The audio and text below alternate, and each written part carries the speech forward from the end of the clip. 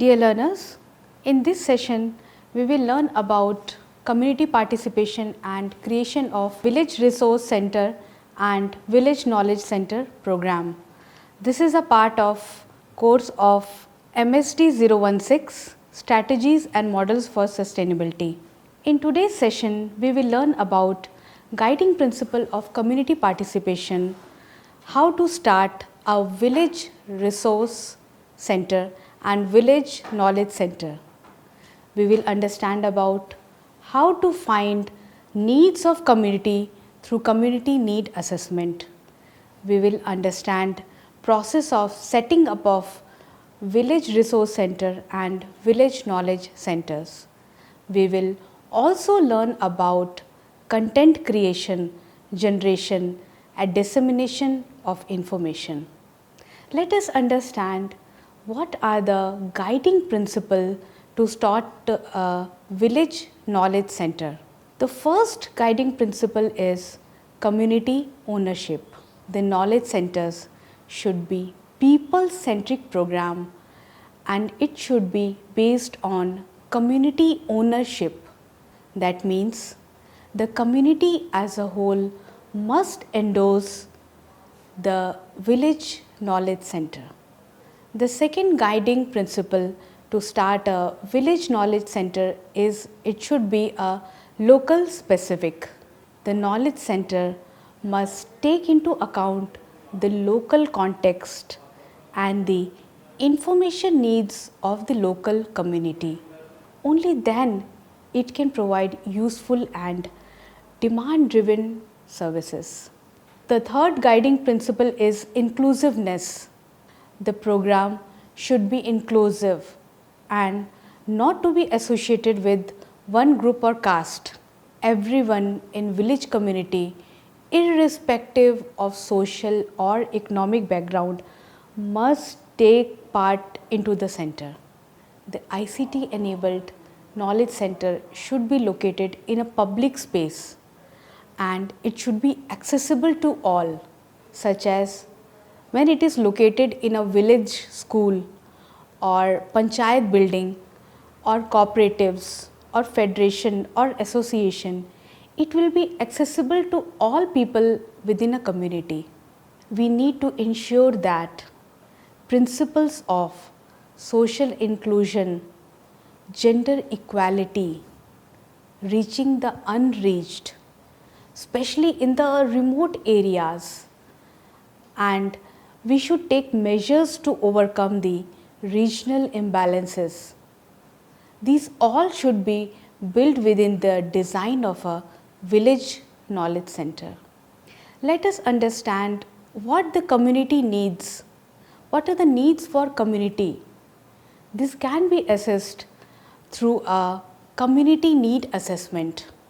Before setting up a village resource center or village knowledge center, the facilitating agency will hold extensive discussions with policymakers, research institutions, academics, panchayat leaders, community-based organizations, different association of farmers, fishermen, coconut growers, vegetable growers. These all decisions are made to know about the existing information flow, the availability of content and training programs, and what are the problems which communities are facing.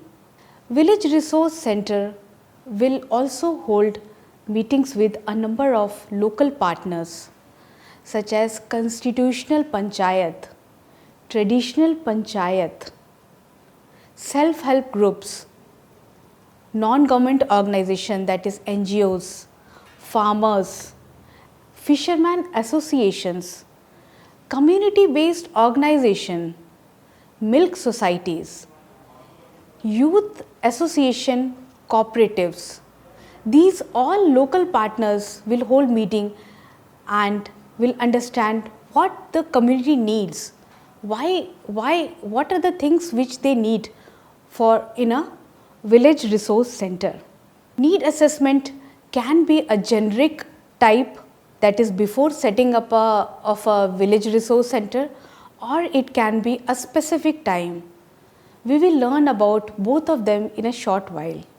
Village Resource Center will collect the village profiles, which consist of several parameters such as what is the name of panchayat, name of village resource center, total number of hamlets, different caste groups in the panchayat, educational status of the community, occupational patterns of the village, land use pattern, land holding classifications, rainfall details, type of soil, cropping pattern, fishing pattern, infrastructure facilities, communication networks. These all profile will be useful in assessment of the community needs. Village Resource Center will also document timeline series of important events of a village based on the effects or the seasonal variation of important events which occurred in the village. Village Resource Center will use different participatory techniques such as focus group meetings with different sections of community in the terms of transect, time and trend analysis. In trend analysis, we have to identify the village boundary with important landmarks such as mountains, lakes, temple. These all informations will be collected and grouped with the past events and trends. What were the trends of different events over the period of years? What are the development interventions over a period of time? These kind of information will be collected and used for a village resource center. The other focus area for discussion will be social mapping. Social mapping can be assessed through demographic and socio-economic profile. Such profiles will be developed based on the age groups, caste, education, health status, land holdings, occupation, different types of houses, infrastructure facilities like electricity, water, ration card, assets, television, radio, land holdings, what kind of boats they have, nets. These all will determine the demographic and socio-economic profile of the village. The next focus area will be wealth ranking. It is to identify the economic stratification and prioritize the target groups. Who are the wealthiest person, wealthy person, average, poor, and the poorest of the community. Resource mapping is the next focal area for discussion. Resource mapping can be done by exploring the available resources within the region and its current usage pattern by different type of income generating trees or irrigation resources, agriculture and fishery related resources and other livelihood options available within the village. We will understand about Venn diagram. Venn diagram is importance of different organization in the village and the village's existing linkages with such departments. Seasonal diagram is the next focal area. This seasonal diagram will be a season wise variation in agriculture, fisheries and other occupations. It will also determine the seasonal variation with respect to associated risk and coping mechanism. What is the migration pattern? Does it vary depending on the season? What are the employment opportunities available in the region? What are the prevailing diseases? What is the seasonal flow of wind flow or direction of rainfall pattern and occupation related pattern within different period of the year? Problem matrix is the next focal group in which we will explore the crucial issues in related to the causes and effects. What are the adaptability and possible solutions? What are the marketing facilities? Water availability status. We will also understand the problems, critical issues related to the needs of the communities through household sample surveys. Village Resource Center may adopt different strategies such as subgrouping the fishing community based on specific needs. For example, sea fishermen, what are the requirement of laborers, women vendors, inland fishermen, backwater fishermen, fisherwomen, or the men within the mangrove community. It will also depend on subgrouping the farming community based on their needs. Farming community can be laborers or dry land farmers, small and marginal farmers. So we need to think about the specific needs of such communities.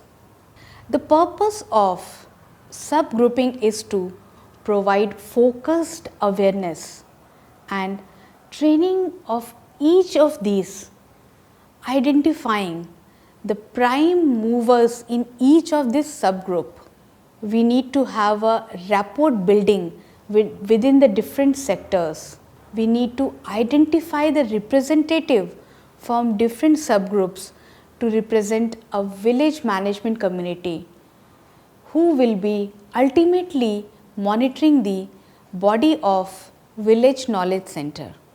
Thus, in nutshell, we enable pulling together the varied needs of farming, fishing and landless rural communities. Henceforth, the Village Knowledge Center and Village Resource Center program are still very successful. Village Resource Center may also use Geographic Information System, that is GIS, in need assessment, particularly to get visual interpretation and different layers of a particular village for different parameters, such as critical facility, like we need to develop layers for like common open well, hand pumps, worship places, rice mill, shop, rainwater harvesting structure, school, primary health care, fertilizer shop, post office, village administrative office. These all are layered with each other to prepare other parameters such as gender disaggregation, type of houses, family sizes. These several thematic layers of various parameters will provide a complete visual interpretation of the village area. The need assessment help the Village Resource Center or Village Knowledge Center to create awareness among the villages about the concept and activity of Village Knowledge Center. These will involve the community from day one to find out the problems of socially underprivileged people. It will also help to understand the village needs, affordability and willingness to contribute. What are the technological options, interest of the community. It will also help to understand to develop the plan of village, and this all will enable a village resource center or village knowledge center staff to understand the situation of the village and establish a rapport with the villagers. Let us understand the concept of dissemination and process for setting up of a village knowledge center. Before setting up a village knowledge center, the project implementation team of implementing agency should get accepted by the people. Unless the local people accept the implementing agency and are ready to work with them, the program cannot take off. So it is necessary that people should ready to work with them.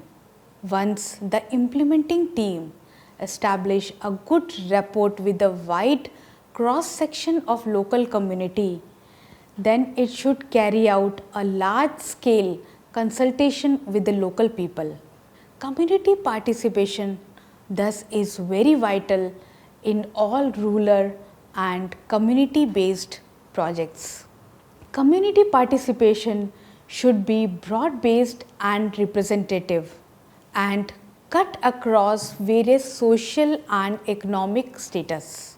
Local community participation should start from the conceptualization stage and should be sustained throughout the process.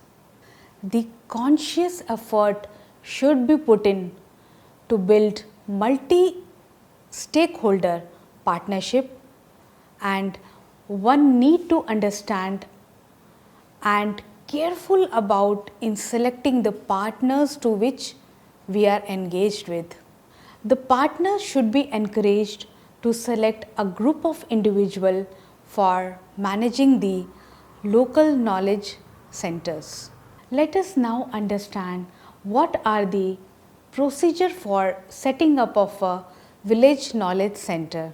The district, block, commune level orientation program of different partners such as elected panchayat leaders, traditional panchayat leaders, leaders of farmers or fisher association, NGOs, self-help group, watershed association, youth group.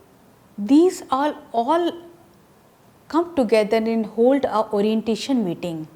They help in identification of partners to set up a village knowledge center. Next step is conducting a feasibility study.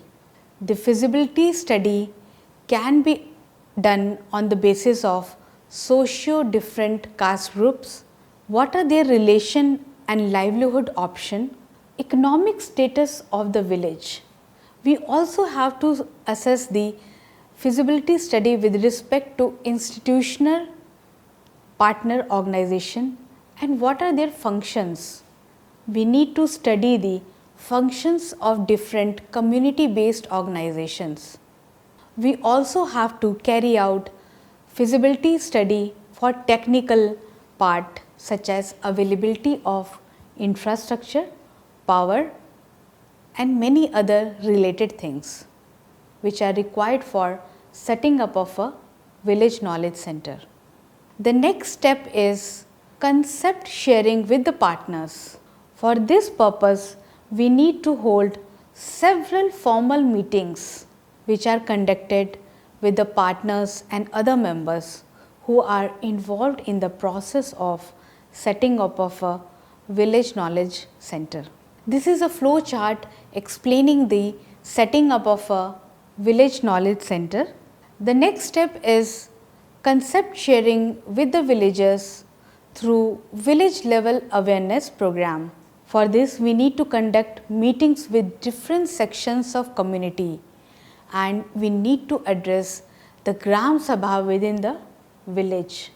The next step involves the signing of memorandum of understanding with the partners and the resolution should be passed within the Gram Sabha of the village. The next step is collection of secondary data. These secondary data are collected from village and administration office and various departments which are controlling the village. Next step is collection of village profiles.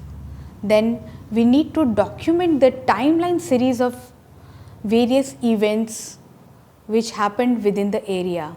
We need to identify the knowledge workers and then impart training to these knowledge workers. And finally, we need to set up this village knowledge center which will be monitored by and managed by knowledge workers.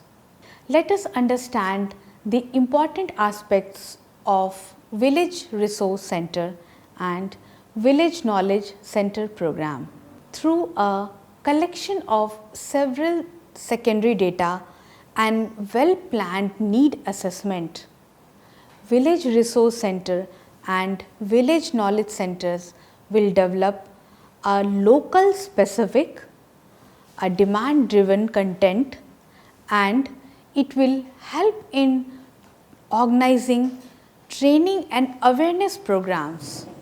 Another aspect is to make linkages with the several leading institutions or the organization for translating the content, the know-how and do-how into the actions and applications. Let us understand more about the content creation and collection of the content. Creation and updating of relevant content to suit local need is the key factor in setting up of a village resource or village knowledge center program. The information provided should be demand driven and it should be relevant to the day-to-day life and work of rural men and women. Also, the semi-literate women should also be accorded priority in training to operate the center. We need to use local language with appropriate content for specific community needs and choices. The different types of content should be collated and generated through the Village Resource Center and Village Knowledge Center based on the relevant knowledge which will lead to empowerment of rural communities. The content should be static, that is, the government entitlement and schemes should be informed to the community.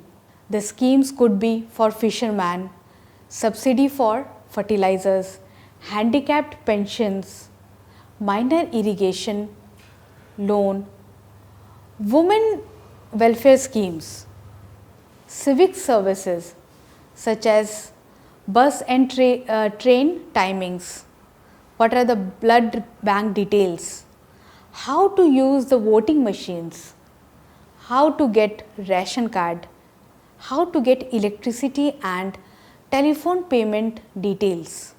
We need to have a rural yellow pages which will provide details about agriculture equipments which are required as a rental or motor repair details, fishing net availability in different shops, fertilizer shops. The information of the content can also be dynamic such as weather, wave height, market, potential fishing zone, cycling symbol, employment news, etc. These all information are dynamic and also need based. The need based could be like system of rice intensification, how to control a particular type of pest in coconut, what are the difficulties in mushroom cultivation, intercropping in coconut, jasmine, amla, betel vine, marigold cultivation, clean milk production, vaccination for different diseases, rearing of goat, what are the modern fishing equipment. These are dynamic kind of informations. Let us understand each one of this in some more detail. The first one is livelihood options. Livelihood options could be like content about the micro enterprises such as what are the biocontrol agents, how to improve the value added product from a fish, for a soap oil, cultivation of seaweeds, crab fattening, self-learning modules. These are another kind of modules which will help in determining the cultivation practice of different crops, like how to prepare the fish pickle, how we can manage fodder, what are the question and answers related to agriculture or animal husbandry or micro enterprises, how to learn about the soil and health management. The content could also be related to the rural yellow pages, which will include addresses of boat repair shops, fertilizer shop, addresses of exporter of local produce, addresses of hospitals, government departments, ministries, addresses of different societies. The content could also be in the form of traditional knowledge and innovative practices. The content will also cover the historical information such as importance of the village, importance of the different monuments within the village. Let us understand about the content generation. Knowledge dissemination should be linked in assessing with the inputs needed to apply knowledge for economic activity.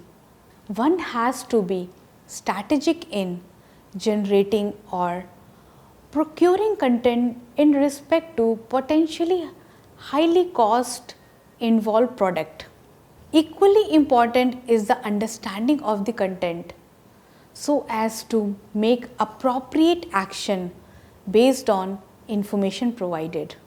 The content should be relevant to the local need, local context and local culture, and it should provide content in local languages.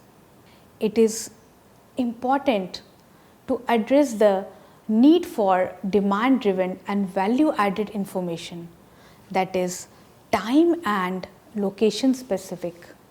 There is also need for knowledge transfers between and across the rural communities.